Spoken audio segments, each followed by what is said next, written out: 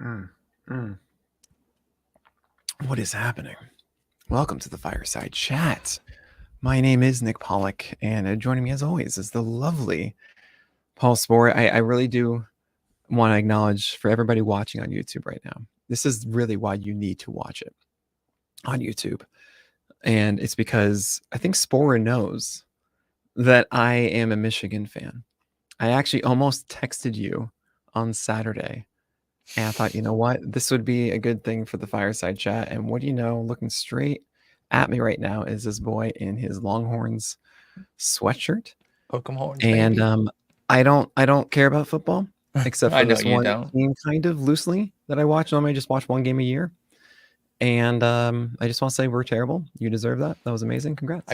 I thank you. Thank you very much. I grew up rooting for Michigan, and it's my dad's club. So looking up at him, I wanted to win so badly. Of course, though, Yeah. none of that Michigan love was present. It Oh, was yeah. snuffed out for my Yeah. alma mater there. I was super nervous. My sister and Oh, brother-in-law, they really? went. They actually Yeah. went to Oh, the wow. game and Oh, went to the wow. Lions game the following night. So they had a Oh, my huge gosh. weekend out in Michigan. Very crazy. Mm. And she was like, "Oh, you guys are gonna kill us," because saying us because she's a Michigan fan. And I'm like, Yeah, for sure. I'm not gonna get that sort of confidence. I've been a Longhorn too long to come in with that sort of confidence. Once the game got going, though, it looked like if Michigan's defense wasn't going to score, they were going to have trouble scoring. So great game. I know we don't do a lot of Yeah. football here, but No, I'm no. sky high after the I just Lions I and the just need to give you Longhorns. that. I needed to I appreciate absolutely it. give I you that appreciate one. it. But anyway, hi. We're back Hi. for another fireside chat. Mm-hmm. And I we were just thinking, look, what is the most helpful thing that you and I can do? It's really to break down the weeks. I haven't done that on the corner yet. I don't know if you've done that with Justin. Not yet. Nope. So I feel like, all right, let's just talk about Wednesday, Thursday, Friday, Saturday, Sunday starters. And really, who are we leaning toward? Who are the tough ones in this? And we're gonna not obviously talk about like Cole Reagan's against the Yankees. Do that one, guys. Right. Okay. We're We not know that Matthew sitting the Boyd, we got to studs. do against the White Sox. That's like Mm-hmm. just destroyed it against the Yankees. But there are some very interesting ones along the way, and we are going to identify them. Also, oh my gosh, we are still neck and neck in the whole games thing. It's 37-36. Sport is up by one.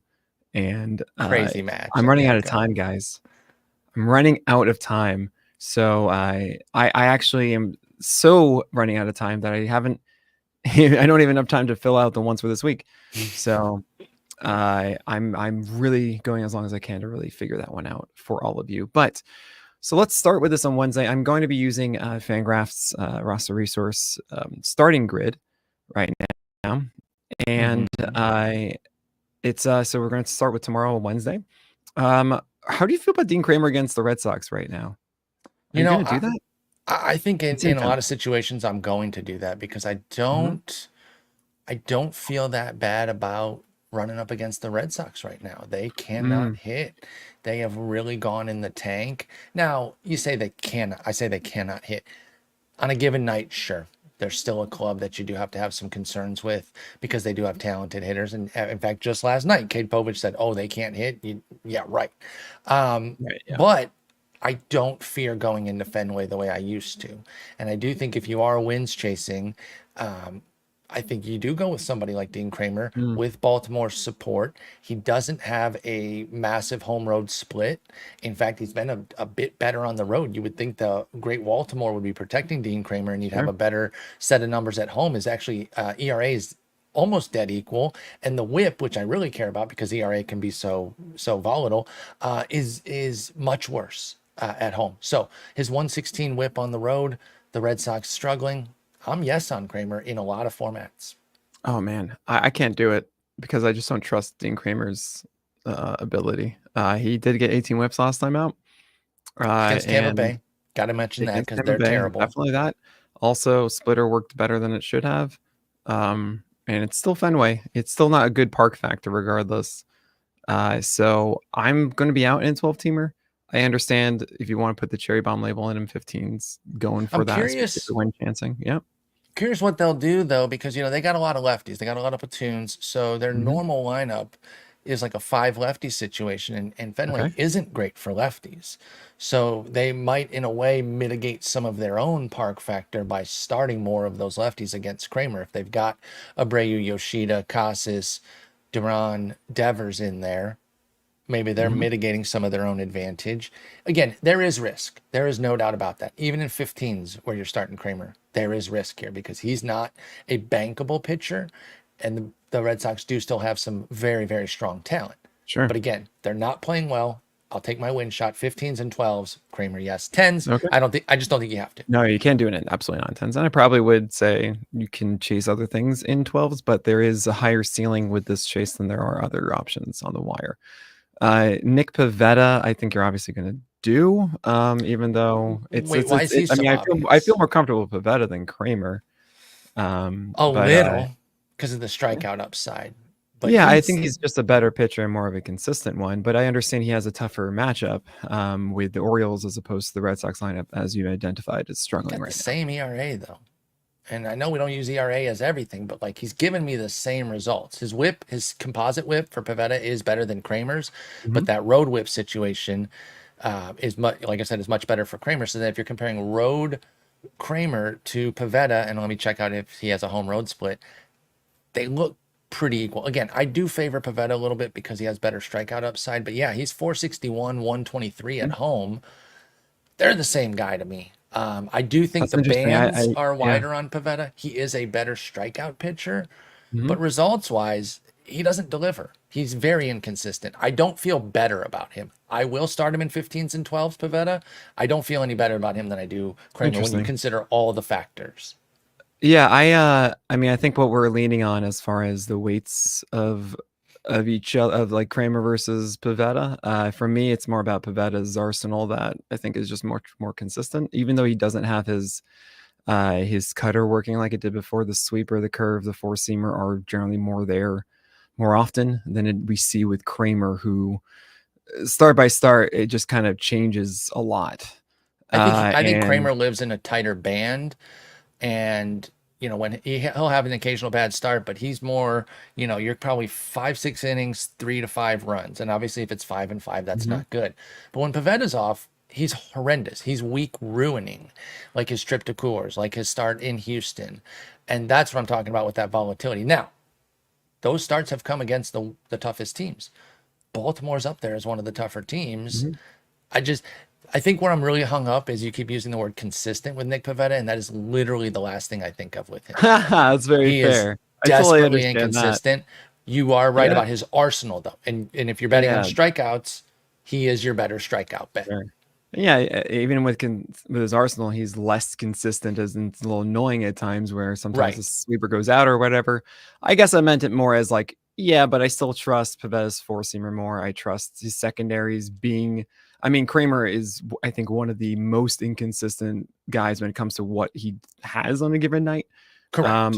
And Pavetta, at the very least, like no, generally he does have a sweeper in his curveball, and sure, the cutter has disappeared a little bit. The slider has more so in the second half, but for the most part, it's still going to be those things. And I kind of know what his plan of attack is and how the results shape up. Absolutely having some more inconsistency, but as far as just overall, like, hey, what are you going to have as far as your arsenal goes? That's to me, it's more consistent with Pivetta. There's a part of me that feels like, we have a different matchup for this at start. For us, and it's kind of like, let's Right. just do Pivetta Kramer. What Right. the heck? Right. Well, And we I can can throw totally it in see on it as an being better extra for if you Kramer want. because he did well last time, Now, and slightly I better will also matchup. But say yeah, I would this do it. with regards to your consistency point that I Sure. see there. I am betting on more ancillary factors for Kramer, which does Mhm. create more consistency. I'm betting on the fact that they have a better lineup, a better bullpen, or at least Sure. that Boston's Yeah, bullpen. So yeah, well, that's yeah. totally fair. You're betting on the pitcher more, and that is a more confident place to be. So I do understand that, and I understand the upside of Pavetta. I'm starting both in 15s and 12s. I Mhm. just have them near equal. You have a bigger split Yeah. between them.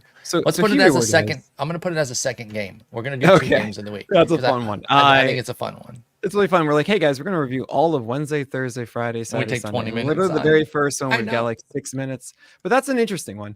I mean, I'm gonna breeze through some of these. So we have like Luis Heel, we have Bowden Francis. I think they're not too many concerns really of those. You're going to do Right. obviously the velocity down and stuff. And I'm actually going to just look at some, identify. We're both going to look at this and kind of identify the ones that we think are more intriguing, or like we're not going to go for, or ones that we are going to that we feel good about. For example, I'm going to go for Zebby Matthews against the Angels. I think that he is better than the last 2 games have been. The last game specifically, like he pretty much made it through 5 except for 1 strike, and it was a pitch out of the zone that was hit for an RBI single. It's just like, oh, no, you pretty much had it. It's a better matchup here for Zebby. He's not getting as many whiffs as I want in the 4-seamer, but I think he's still a beneficial start to have there against the Angels. Are you in the same boat there? Yeah, I co-sign Okay, you Zebby. co-sign. Cool. I think he bounced back enough from the 9 earned run outing to not be too freaked out by that, that we are running him. Absolutely. Sure.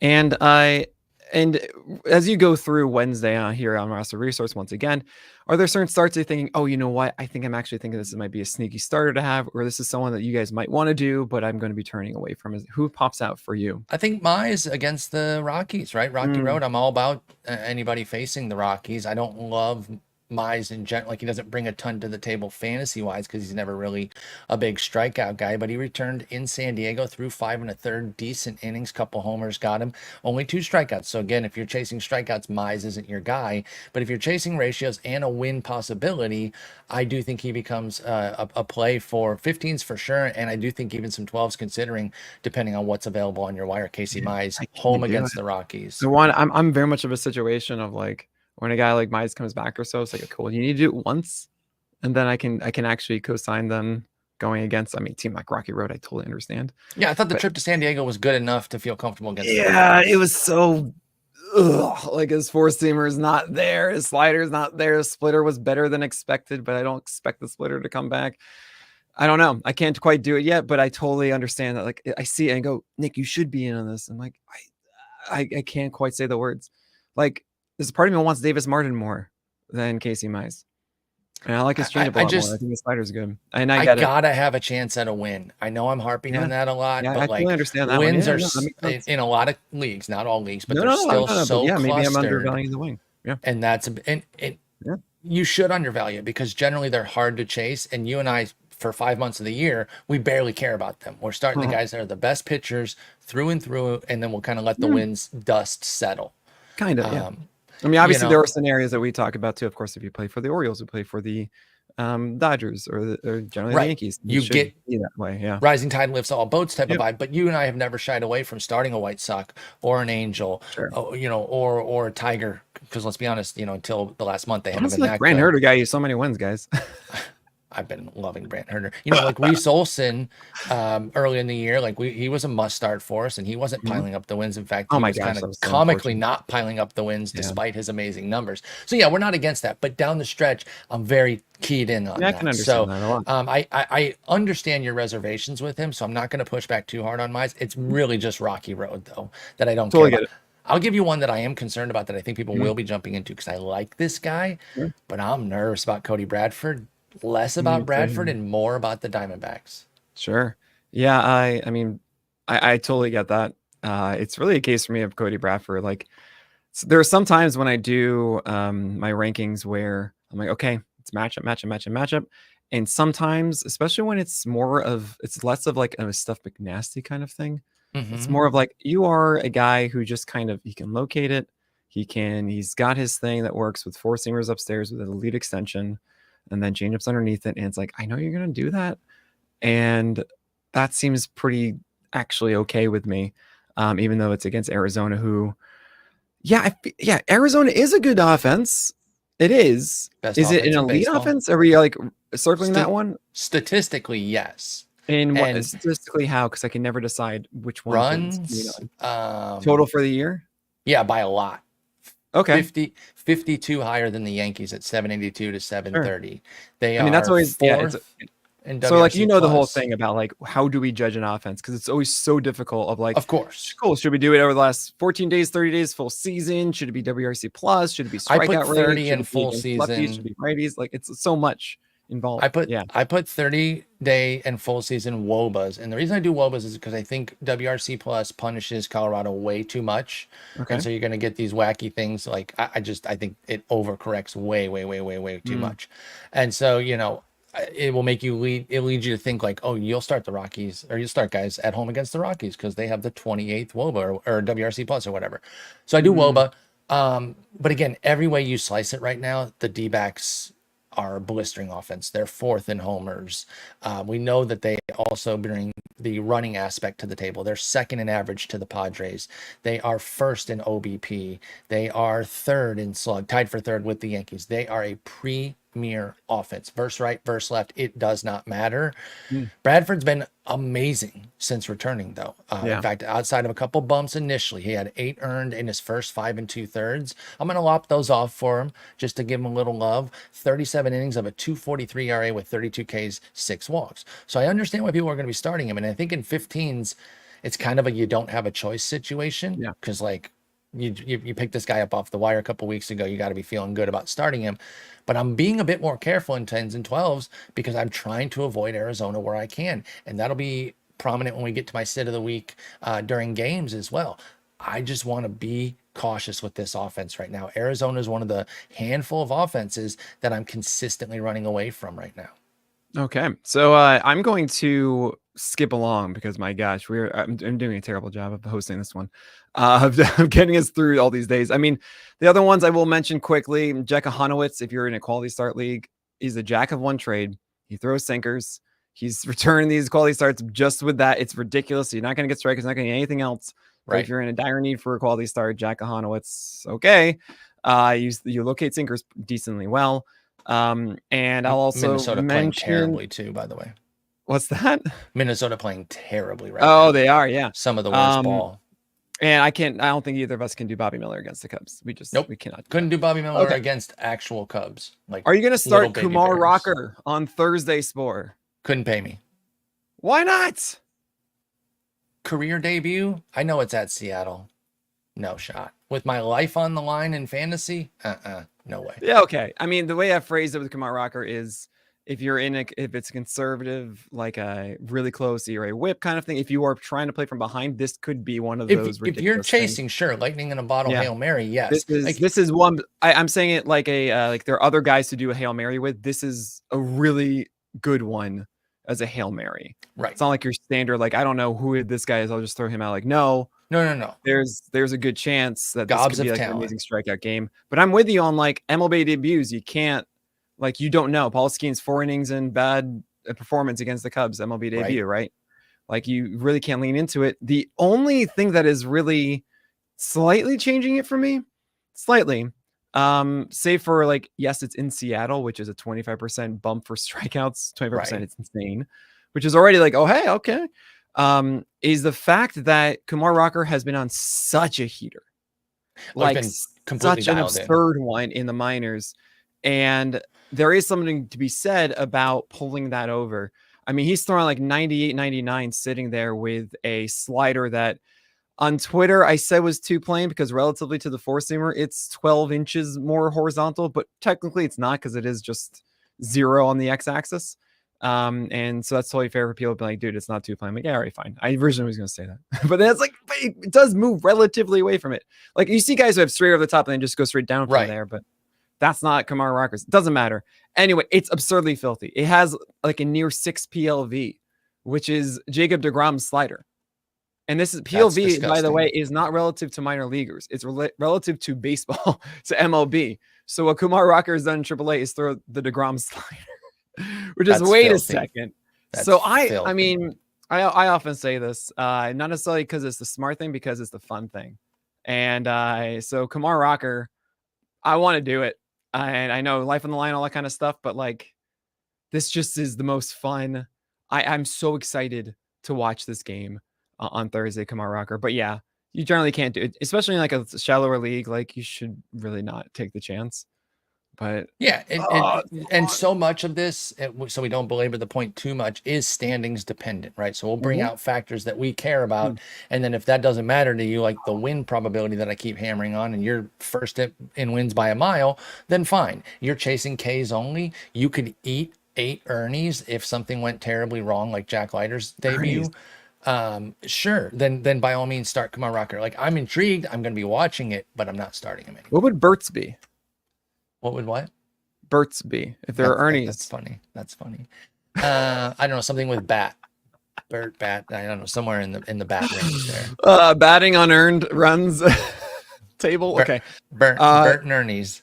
is there anyone else here on Thursday? I mean, I'm actually kind of encouraged by Frankie Montas against the Giants.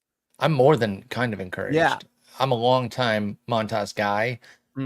So yeah, I'm in. I feel like, if they could get some, when they got him, I was like, I don't know that this is going to be anything, y'all. So I'm not going to be pretending that I'm doing revisionist history, but I was like, the way they've been getting guys to turn, if they can get any quality innings out of him, this will be fun. They're getting more than that. They're getting real innings out of him. 10 Ks last time out. It was against the Rockies, Rocky Road, but he's pitched a lot better. And we know with Montas, it's all about splitter, in and out. How good is it? Give me a shot in San Francisco all day. I'm starting him pretty much anywhere that I'm considering a streamer. No, he's the stream pick of the day. If I believe he's still underneath 20%, he might not be. And I call him Swanky Montas now. He's got I like that 96, 97 on the heater too, and at times actually like based on blueprint. And I really do feel that four seamers changed for him. I agree in a beneficial way. It's less of the splitter than it used to be, but I mean the splitter's still helping and everything. It's kind of weird and it's cool. So I hope it works out. I mean, we've certainly seen Frankie Montas be not beneficial at all. Sure, but we've also seen him be awesome over there. But right, of course, we just saw him. We've seen like I think 3 or 4 of these games. It's just like, oh man, Swanky Montas.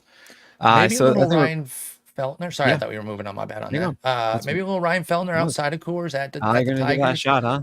Again, I mean, I'm open to it, especially deeper leagues. Like he's a guy that I think if he was not in Coors, I'd have a lot of interest in, just like consistently pitching in a neutral-ish sort of zone there. And it's not like his away numbers are holy smokes. It's a 399, 128. That's still a pretty high whip for Ryan Feltner, but a 399 ERA isn't too bad. 6.25 at home, 158 whip. So he's unusable at home, but there is some usability on the road. I love my Tigers. We're fighting for a playoff spot, but this offense still isn't one that you run away from. Even with the youth infusion that does make them a better offense, you still don't have to run, for the hills when the Tigers come visiting. The one thing I will say, there is a 100-point platoon split for Feltner, and we do run a lot of lefties, and I think AJ Hinch will probably have 8 or 9 lefties in there against him. So if there's something there and it's not just noise that's creating that split for Feltner, then he could have a tough day, but I do think it's at least on the table at Detroit against the Tigers.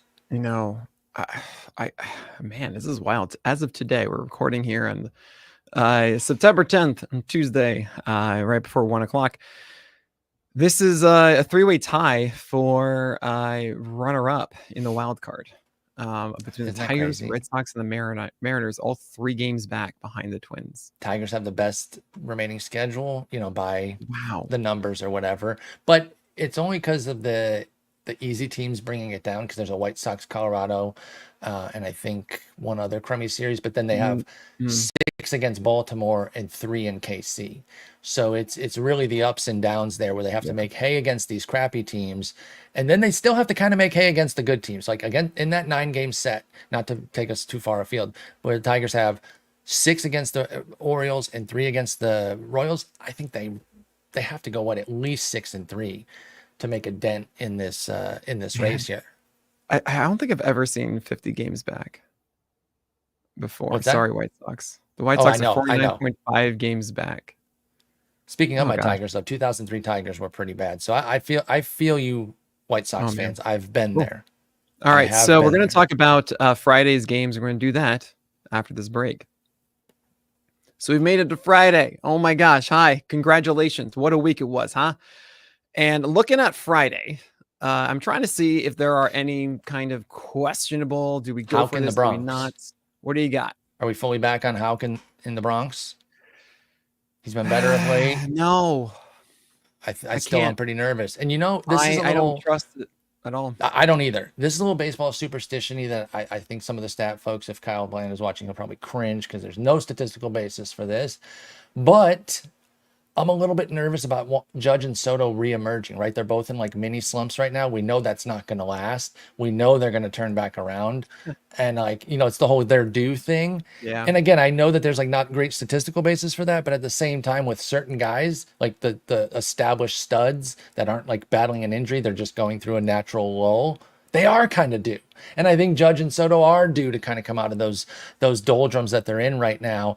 And I want to avoid them still. So even though the Yankees are down a bit, I don't want to run Houck, Bayo, or Crawford this weekend. Well, let's think about this. So Houck, what does he do? He throws sinkers, sweepers, and splitters. The splitter has not been good, and that's really been the biggest thing for me. So he's just not really consistent with that. Also, the sweeper used to be his pitch he could just throw in the zone and didn't matter. Right. And he's not quite doing that. That's I mean, what there's drove the sometimes first he does half. split it more east-west, forcing himself to do that, but then he becomes more nibbling. I think that's also a product of just less confidence overall with your stuff. So feeling you have to be more perfect. Right. And Soda will benefit from this, I think, because the splitter's not there, then great. It's just sinkers or it's the sweeper. While Judge is actually kind of surprisingly, not surprisingly, but you can't really jam him inside with a sinker. People have tried to do that and just hits a home run. It's dumb, but the sweeper can certainly get him out. If it's on, yes. Yeah. So that might be a Soto thing to go after. But yeah, I mean, I understand their whole do thing. I totally get that. Moving on to Nestor Cortez has been kind of strange on the other side. Are you okay with that one? Yes, because again, to reiterate, Boston not playing as strongly as they were. So it's not the same thing. A couple months ago, when both these teams were at their peak, I'm probably sitting Houck and Cortez. I'm more open to Cortez, even in Fenway. It's a little dicey. Or no, excuse me, it's in the Bronx. No, it's in the Bronx. It's in the Bronx. It's the way So Red Sox are terrible on the road. then I'm even more in on it. Yeah. Even more. Yeah, I think you have to do. I think for the win chance alone, it's just right. That's pretty good. Clark Schmidt against the Red Sox too. That was on Thursday. We didn't mention that. I do like him as well. Something I would consider as well. I mean, looking at the other ones, I'm going to start Jacob deGrom in his first start back. It's Jacob deGrom. I don't care. It's at Seattle. Even if it's 60 pitches, I think it's going to be beneficial. I'm taking the shot too. The next day, I think. And I've certainly circled Andrew Heaney in that series too on Sunday as a stream. That's just too good. And that's. Yeah, I know that drives some of your Kumar Rocker love is the fact that it is Seattle. So it is just another minor league game for him. So it shouldn't even be that bothered. But yeah, I think you really do start to look at DeGrom, Scherzer, Heaney, and Rocker. All four are on the table in every format. Even I know I was a little bit more tepid on Rocker. But again, depending on your situation, I think you could even in tens take the shot. Depending, right? Like, because you could get 7 Ks even in 4 or 5 innings from Rocker. That the Seattle is so bad. So yeah, I like all four of those guys for sure at Seattle. What a ridiculous! This is 6-man rotation, but even Cody Bradford being great. You have Nathan Eovaldi and Kumar Rocker and Jacob deGrom and Max Scherzer, and then Andrew Heaney at the end of it. Who the thing was, it just didn't get healthy enough in time. Oh yeah, they planned for this. This was always the plan, like add a piece a month, but it was supposed to be in May, June, and July. Not all three of them coming back in like August and September. Having Seager hurt, at least having a down year, and so on and so forth. Marcus Semien, obviously, yep. People are going to talk about how they didn't make the playoffs. What a meltdown. We all thought that they were a surprise World Series winner. You shouldn't be surprised by that. Like, this is a natural regression season here that doesn't surprise me at all. And so I think they'll be back next year. I mean, it's not even I wouldn't even call it a regression season. I would call it like the other side of fortune. You know, it's exactly it's two sides of the same coin, but they're supposed to be in between. Like, how did I get into this coin? That's where they're supposed to live. Yeah, and then everything broke last year. The little things started to break right and go well for them. This year, those things aren't breaking well, and all of a sudden, they're a few games under 500, and they're kind of a mediocre ball club. But yeah, so I do like all their pitchers though at Seattle. That's a great call. I want to cycle back to Thursday real quick on one guy. Alex Cobb keeps getting moved. He was in this White Sox series. He's now pushed all the way back to Tampa Bay. I'm still in on this. When he's healthy, I'm pitching him. Okay, I'm not going to do it because I think it's a blister issue. So you're worried that it will impact him, and that's why he keeps getting moved. The splitter is everything for Cobb. It's the thing. That's what it is. Called. The thing. That's what he called it. I still remember when he debuted that name on like MLB Central 52 years ago. Awesome. No, that's a really good call. And that's my hesitation, but honestly, it could be me just big braining it. No, I think it's a viable hesitation because again, he's been moved twice now. He got moved from yesterday to today, and then they skipped all the way Wednesday. This kept Boyd on schedule for Wednesday. Now he's against Thursday. So he misses the White Sox, but does get, and he was also slated for Saturday. So he's been moved back. Yeah, Dang, you're kind of denting my confidence, but with I'm good so reason. sorry, but you No, got no, no, another no, no, one no. in the Like, White Sox. That might be okay. yeah, exactly. I think. Oh man, Not the White Sox. I'm so sorry. Inside the Cleveland Guardians crew. He just faced the White Sox. you're talking about Um, Boyd oh, or and I'm Ken? talking about Joey Cantillo. Oh, yeah, yeah, yeah. I'm gonna get more to him later. Don't worry. Oh, what about?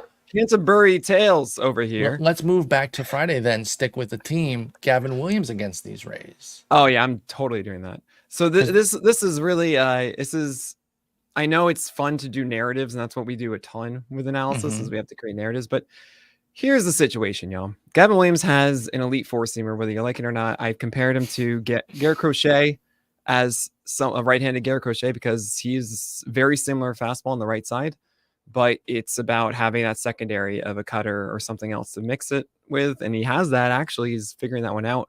We saw it start with a curveball before the Dodgers game, and the Dodgers game was supposed to be on Sunday, but somebody named Alex Cobb, you might have just heard about, messed things up. And he had to go a day early. And not only are you already going against the Dodgers, but now you got to get everything prepared an extra day early that you weren't ready for. He's going to mess you up. So he didn't have a comfortable start against the Dodgers. So it goes. But now finally he's like, all right, cool. I'm back to normal. And he's going against the Rays. Like, yeah, the Rays are better against lefties. They're not nearly as good against righties. When we think about the Rays being terrible, it's mostly against righties.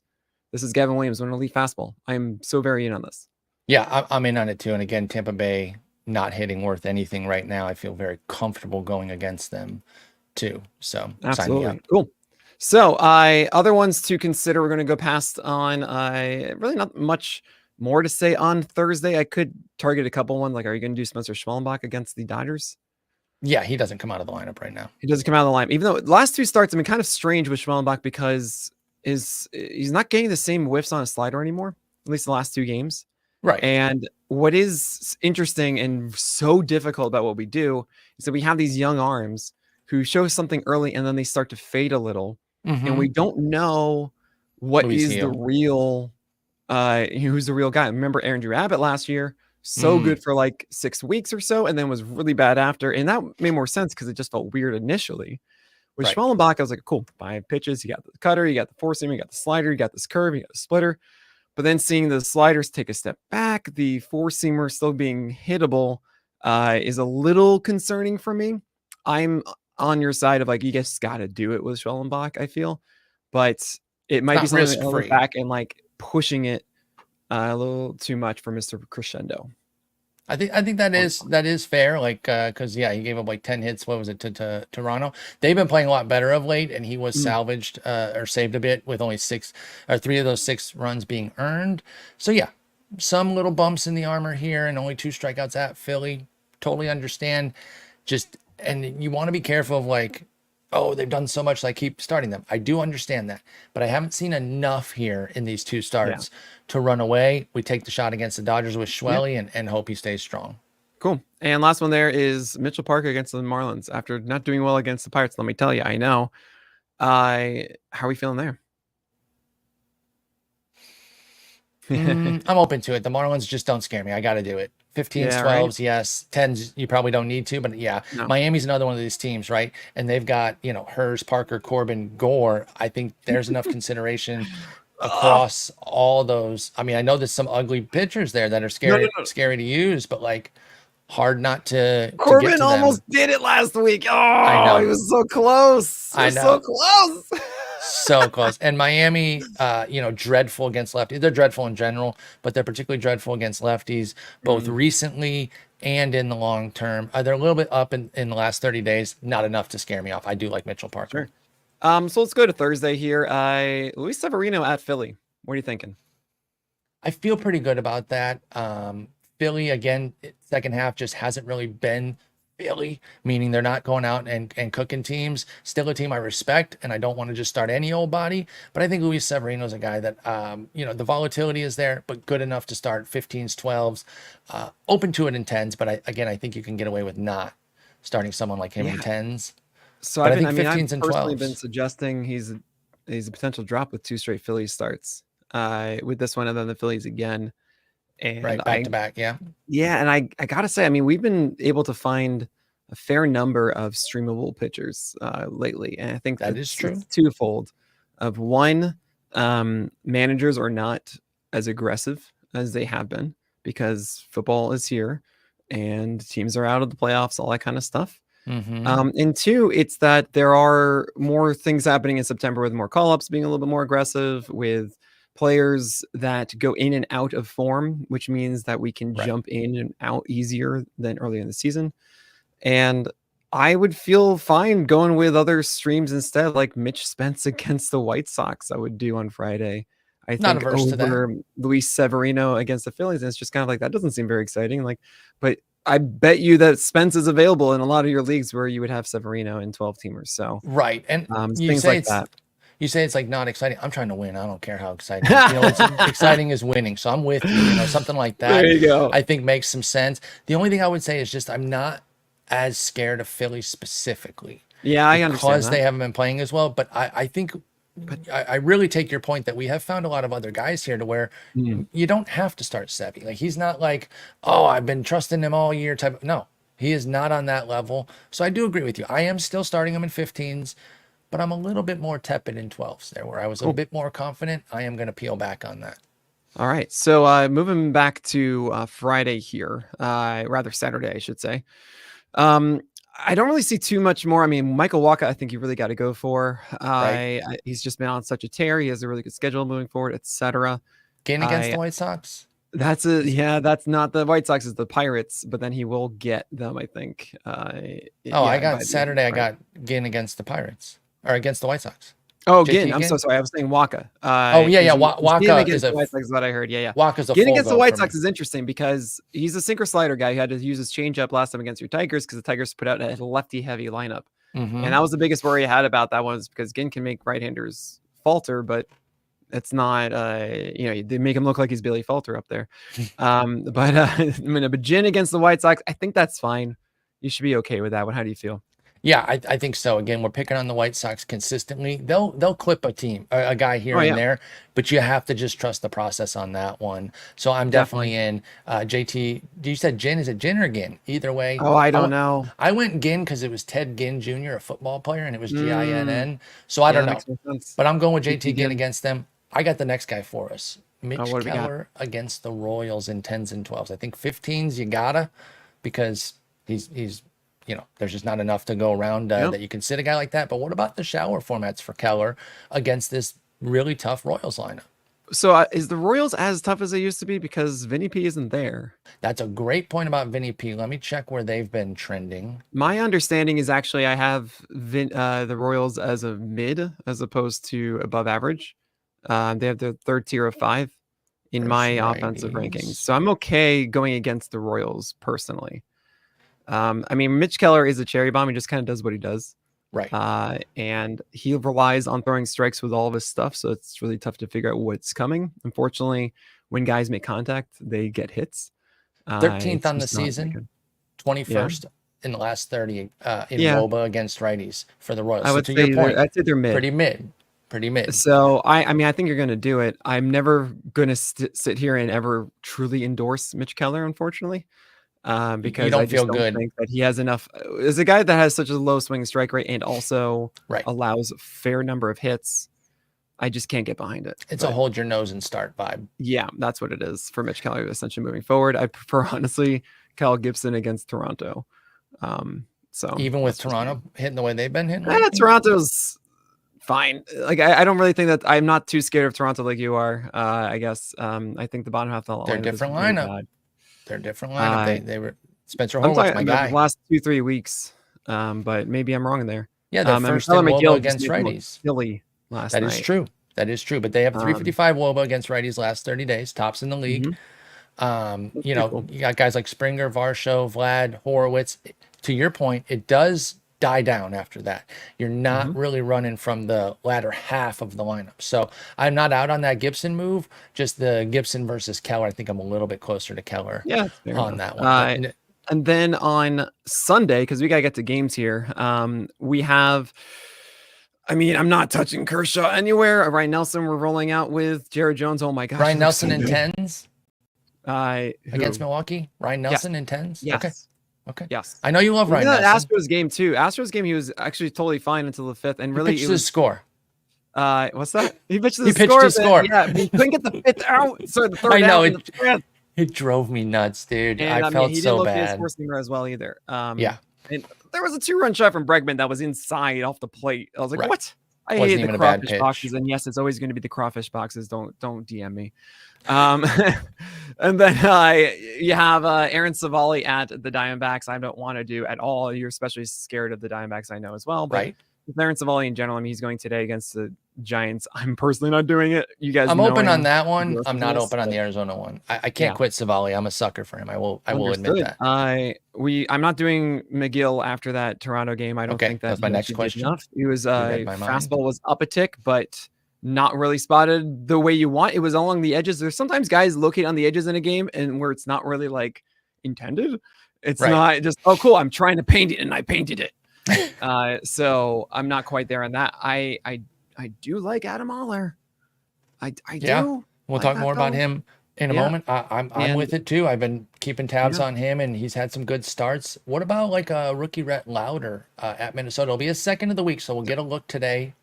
Brett Lauder this is one of those things that this goes back to a very old classic discussion that you and I have about prospect pedigree.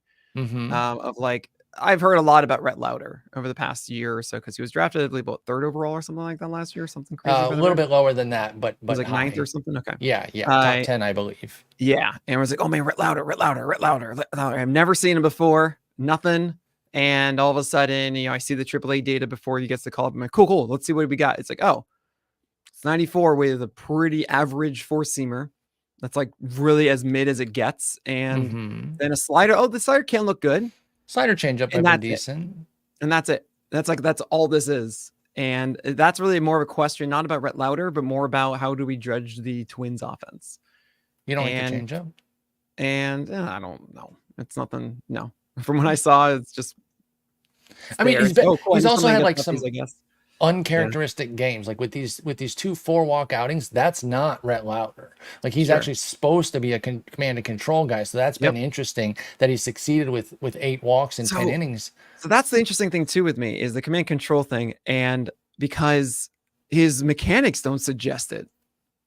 Right, like it's only been his results because I can't. You guys got to watch on YouTube. You're gonna see me do ridiculous mechanics over here, but he does the okay. He's coming back and he's gonna move everything into it really quickly and go. Ooh. And it's just, what are you doing? No, yeah, I don't like those little. Go, minimize everything. Right, slow. Okay, cool, and then go. Right, like not the gotta move, gotta get everything. How are you supposed to repeat it every time? You can't do that. No one's able to do that. That doesn't make me too confident for Rhett Lauder, so I'm not interested. There was another pitcher who got like such massive fanfare that I'm like, and I saw him like, I don't care. I don't know. I'm trying to remember. Maybe it was just Rhett Lauder twice in my head. I don't know. What about this is a 2-star, so I'm gonna go all the way back to today. Caden Dana with the Angels. Yeah, he's pretty pedestrian. Yeah. Cater Montero. Yeah. Colorado. Is it Kader? But you would know. I always thought it was Kader, but I have no idea. I also heard Kader, where the K was almost an H sound. So I do not know 100%. Oh, no, I'm sorry. They've been going with Cater Montero on the broadcast. So that's what I'm at right now. If anybody knows, hit me up. Yep. So on Sunday, I'm nervous about Baltimore in isolation. What about the 2-step in a weekly league? Colorado and Baltimore. I mean, okay, so this is for everyone live right now because obviously it's Tuesday. It's Rocky Road. It's just for our folks here right now. You're win chasing. I mean, I get it because Rocky Road and Kader is not an exceptional starter, but it is a decent enough fastball and a decent enough slider. Like, it's kind of like Rhett Lauder, but Rhett Lauder is, I think, a little less polished, honestly, than Montero is at this point. So I would and he's got 74 and it's also different. It's Rocky Road as opposed to the Twins. Also a good point. Yeah, I'm actually running him in my main event, so I'm good luck, man. The Orioles one I'm not a fan of at all. I'm very nervous about that, but I'm taking the shot at 2 potential wins. I know it's like 1.5 potential. We're not great favorites against the Tigers, so yeah. The last two young rookies as well, I do want to mention. Cade Povich, this is he's going by the book. I streamed him last year in my playoffs. Great, got him against the White Sox. Boom, send him off to the wire. Goes against the Red Sox. It's terrible. Then you come back for Detroit on Sunday. I'm in for that one. Agreed. The other side is David Festa. He did not get the results he won last night, which is so interesting because he only went 66 pitches. And he allowed all 4 runs on 2 different pitches. One was a RBI single with 2 runs, and the other one was a 2-run shot on a really nice up and in 3-2 count 4-seamer at 96 that was hit for a 2-run homer. This is Drury came out of nowhere to hit a homer. I know Drury is like one of those guys. Like, I love his skills forever, good decisions. You know, it means the right stuff is so good. But then like you don't do it enough. I was like, oh, fine. But he didn't have a slider against right-handers, and that was the problem. That was my takeaway. Was like the reason that Drury went for that is because he knows the slider's axed out, so he's going to just cheat on this 4-seamer as much as he can. And that's the big question for Festa for the Reds. But it really just puts into perspective. Like, that's 4 innings, 400 runs, but Festa's like 2 pitches away from going 6. You know, like it's kind of how I am in that one. You know, it's so close with a lot of these guys. What's with these quick polls for Baldelli? You know, that the big Ober one. Yeah. That one. Oof. I still stand by him for the Barrios one in the playoffs. You know, everyone's freaking out about that one. That's one of those ones you play the numbers all the time. And so even you still pull Barrios out when he's pitching well. But the Ober one, I could not make heads or tails of. And Festa felt a little aggressive too at 66 pitches, even though he had the blow up inning like right before that. So, no, it was actually... No, the fourth inning, the 2-run shot was in the in the third, right? The first inning, I think, was the single.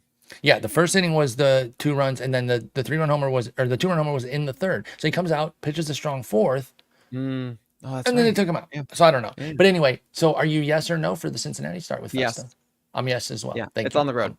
Yeah. Yep, it's on the road for the Reds. I should for say. the Reds. Yes. I was about to clarify that one too.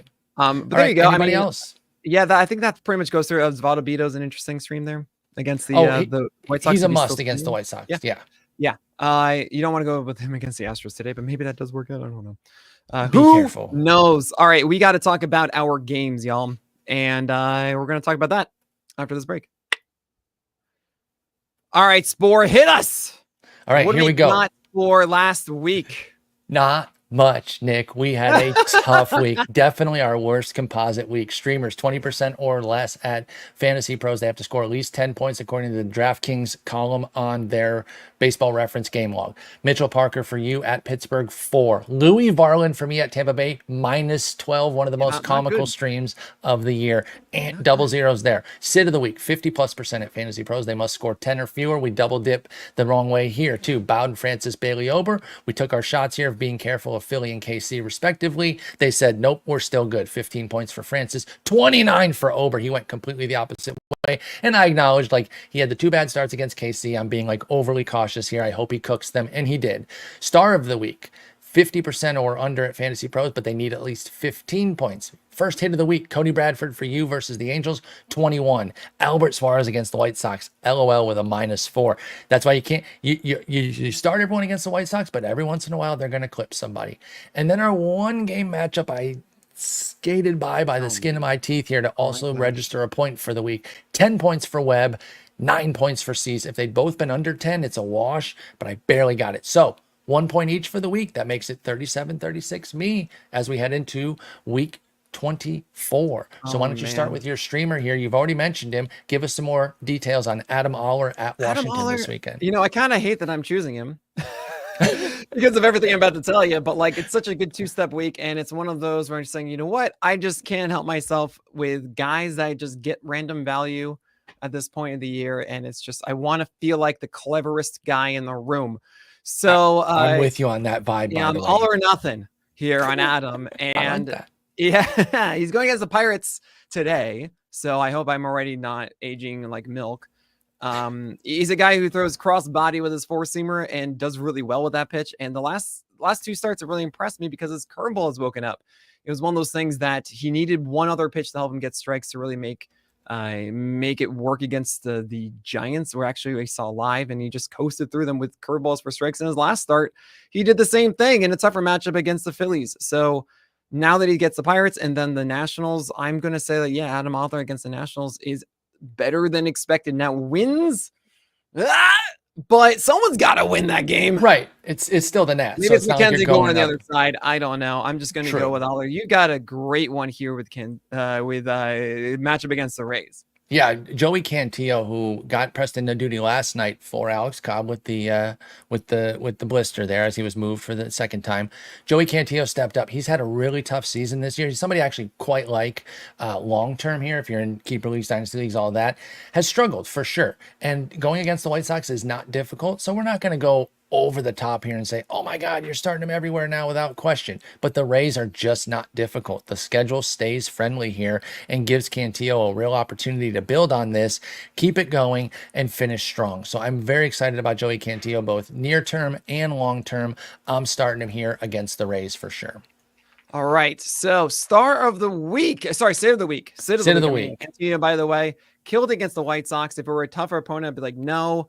I'm thinking that he wouldn't get a start and then he wouldn't get this Rays one, but it does look like he might now. If he does, then okay. Only because Cobb was moved again. When Cobb was going to go today, he would have taken the 2-step, but now they're going to give it to Cantillo. Well, is it a sixth man because of this Cobb stuff? That's also a fair point. So I guess maybe I should get a backup. You should, and that's okay. You'll put one into the notes or maybe at the very end of this. You add that. Your sit of the week, though, is who? Freddie Peralta at Arizona. Yeah, that was scared I am of them. Yeah, I won't belabor this one. He's been inconsistent. They've been amazing. Just be careful. Again, we're talking more of like, if you can be really cautious with things in a 10-teamer. I know some of y'all play 8-teamers, not shading that league size, but when you're doing that, you are sitting stars at that point. And I think Freddie Peralta is somebody to avoid right now against Arizona.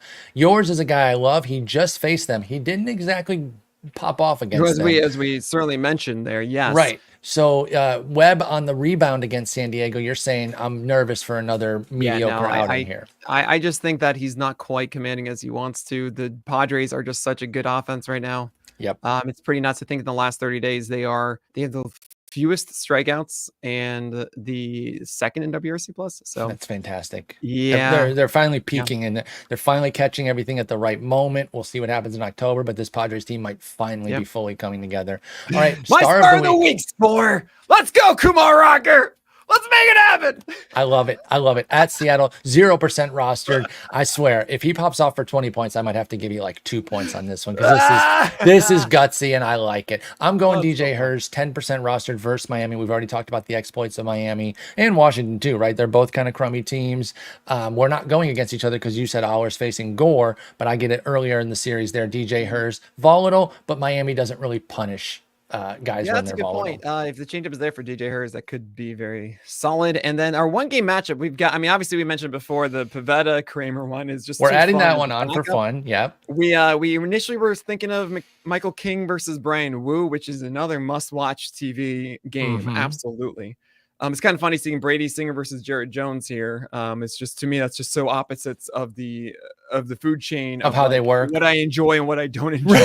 Right. The only reason you would take Singer would be to get the team advantage there because the Jared Jones is markedly the better pitcher. He's so good. He even threw a curveball for strikes constantly. Oh my gosh! But no, the real imagine if they'd had him the whole time. By the way, right. The real one are two guys who are honestly surprising me and how good they have been. Same. And that's John Mania and Bowden Francis. And which one did you want to choose? So we were both on like, hey, I can go either way on this. And I totally felt that way. So I said, okay, I'll just take Francis then. Take Bowden Francis, one of the best pitchers going lately down the stretch here, was August pitcher of the month. I didn't really get the hype in spring. So mea culpa on that. It took a while to come through, but I'll give folks the credit that were in on him because he's looked amazing down the stretch here. Those people that drafted him don't have him on their team anymore. No. But their love for him was correct, at least weird. By the end of the year. This happens at times, right? Like, oh, you were right about this guy. Well, me and Eric were certainly talking about Bowden Francis a bit in March, and we're like, oh man, we like this fastball. It's got this kind of good shape, and there is this curveball that is really reliable for him, and it's so good. And what have I seen now? Well, a worse fastball shape, but it is improved. It's like its IVB has improved a lot. And then the splitties come into the picture. Splitties showed up, and the last start against the Phils, he allowed 2 home runs. Fine, there's your regression of 4.5 ERA and across 6, sure, 3 runs, but he had much better pitch separation and actually located the four seam, unlike he did in Fenway, where that thing was all over the place and they just kept popping it up. I was like, really though? Like, are you gonna do that? And it still felt so strange to me. I really felt the Phillies one was going to be the downfall. And I actually picked them as my sit last week, but 4.5 ERA wasn't enough to really take it down. I You got had those what, like, 6 Ks and no walks that yeah, that was like hurt you. what, like 12 points or something, and I needed 10 Yeah. points or fewer. No, I had 10 or something. I don't know. He It was was like really, right. I mean, if he gets like 5 Ks and a walk, you're there yeah, basically. Like it 15 was points is razor what it was. close. Oh man. So I believe it more because of that pitch separation with Francis. So the way So I I get it. consider I'm more these, in now. the way Yeah. you're saying it of like you had interest, but you're not taking full credit because what you He's thought a was going to different be guy. good wasn't there. Yeah. Yes, this reminds me of being back in grade school when you'd get the right answer, but you didn't show your work properly, so you wouldn't get the full credit. And so I Yeah. respect that. Like you're not trying to take full credit because this is not how you thought he was going to succeed. Right. Bowden Francis is succeeding in a different way, but he has been great. Mania, by the way, the reason I got keyed in on him late, I got to give shouts to Justin Mason. He clued me in on how much Sean Mania hated his hybrid role in San Francisco. Oh, and yeah. how that really took him out of his game. And I didn't realize that was such a big deal.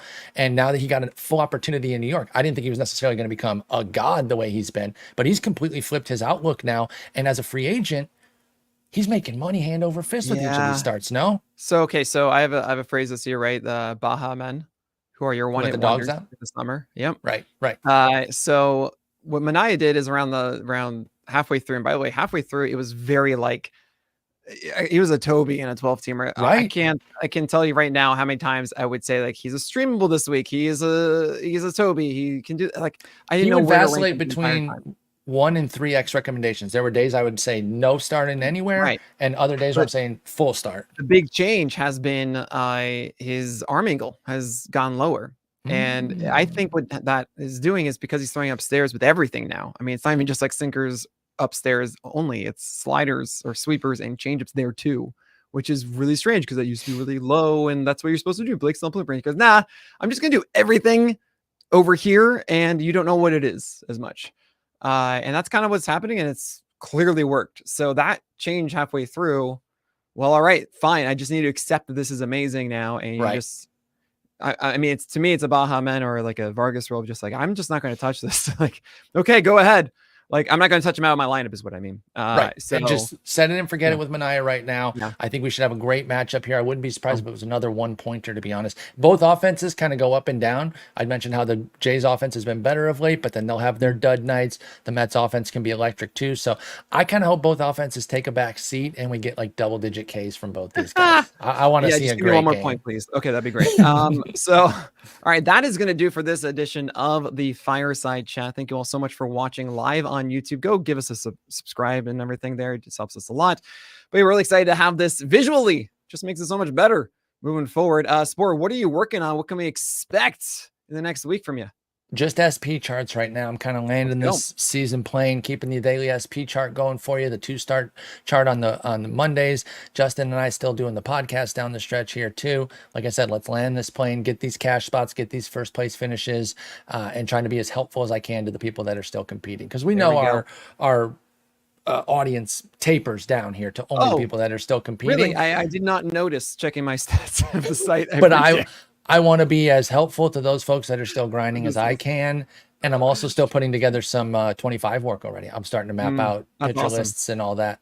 Yeah, pitcher lists. I know all about those. But no, it's a well-known fact. And the thing is, we are still here. You know, so many people abandon for football. We are not going away. So of course I'll have my streams every morning doing this. I actually think typically I go a little aggressive the final weekend and I just kind of help as much as I can.